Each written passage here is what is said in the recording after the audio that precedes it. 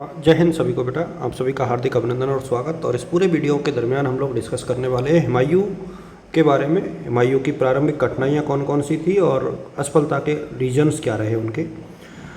देखिए, बाबर के बाद हुमायूं जो है शासक बने उनके उत्तराधिकारी के रूप में। लेकिन हुमायूं को काफ़ी कठिनाइयों का सामना करना पड़ा और उनका शासनकाल लगभग अस्थिर सा रहा।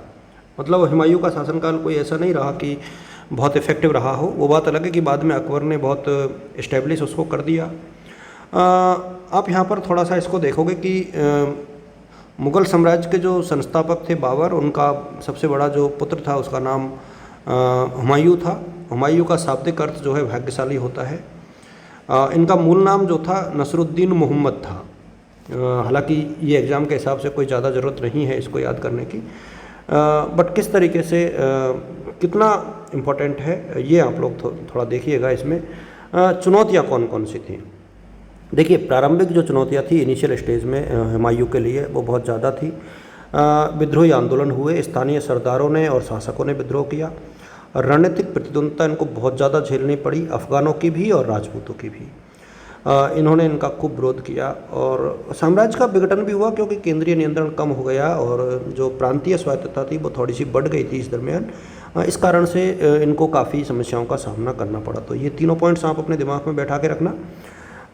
ये मेन जो थे, क्योंकि इस दरमियान जैसे ही ये बैठे तो बंगाल, बिहार और गुजरात जैसे जो अफ़गान सरदार थे ना, वो अपनी स्वायत्तता के साथ शासन कर रहे थे और वो आसानी से मुग़लों को की जो सत्ता थी उसको स्वीकार करने को तैयार नहीं हुए। इसके बाद इनके साम्राज्य का बेसिकली विभाजन भी हो गया, क्योंकि हुमायूं का हिस्सा हालांकि ज़्यादा था लेकिन कामरान अलग हो गया और हिंदाल अलग हो गया और अस्करी अलग हो गया। अपने भाइयों में इन्होंने अपने साम्राज्य का बंटवारा किया था हुमायूं ने।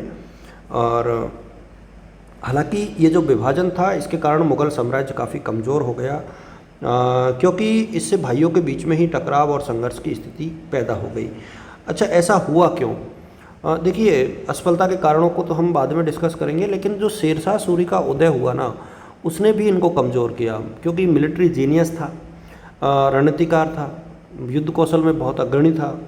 इनका क्षेत्रीय विस्तार ज़्यादा हुआ, राजनीतिक महत्वाकांक्षा बहुत ज़्यादा थी और दिल्ली के सिंहासन पर जो है इनका अधिकार करने की एक प्रकार से योजना भी थी। तो शेरशाह सूरी, जिनका नाम फरीद था, उन्होंने अफ़गान राजवंश की स्थापना की और इसके बाद जो है इन्होंने हुमायूं को बहुत बड़ी चुनौती प्रस्तुत की। और हुमायूं जो है वास्तव में सामना करने में असफल रहे। चौसा का युद्ध हुआ 1539 में और शेरशाह सूरी की रणनीति, छापामार युद्ध की तकनीक, गुप्त आक्रमण योजना और अचानक हमला, इन कई चीज़ों से जो है मुग़ल सेना को पराजय का सामना करना पड़ा। और इस कारण से क्या हुआ, हुमायूं को भागना पड़ा। ध्यान रहे इस चीज़ में। और शेरशाह सूरी जो है एक प्रकार से राजा बन बैठे। इसके बाद कन्नौज का युद्ध भी हुआ 1540 में, हुमायूं के द्वारा ही हुआ ये भी। और मुग़ल साम्राज्य का यहाँ भी पतन हो गया। देखिए, ध्यान रहे, बार बार में जो है यहाँ पर हुमायूं को पराजित होना पड़ा। कारणों को हम देखेंगे कि कारण क्या रहे। प्रमुख कारण तो देखो नेतृत्व क्षमता की कमी थी, क्योंकि बाबर जैसी दृढ़ नेतृत्व क्षमता इनमें नहीं थी। सैन्य बल थोड़ा सा कमज़ोर था, रणनीति पुरानी हो गई थी। दूसरा क्या था, आर्थिक संकट था, कूटनीतिक दक्षता नहीं थी, सैन्य संगठन उतना इफ़ेक्टिव नहीं हो पा रहा था। भाइयों का विद्रोह भी अपने आप में चुनौती बना हुआ था, क्योंकि हुमायूं उतना बुरा, एक प्रकार से कहेगी एक आक्रामक शासक के रूप में इमेज नहीं बना पाए अपनी। खजाना खाली हो गया था, इनकम घट गई थी, सैन्य पर खर्च बहुत ज़्यादा हो गया था।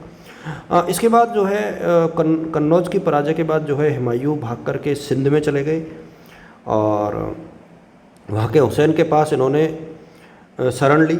इसके बाद मालदीव से सहायता प्राप्त करने की उम्मीद में जोधपुर गए, लेकिन वहाँ भी निराशा हाथ लगी इनके।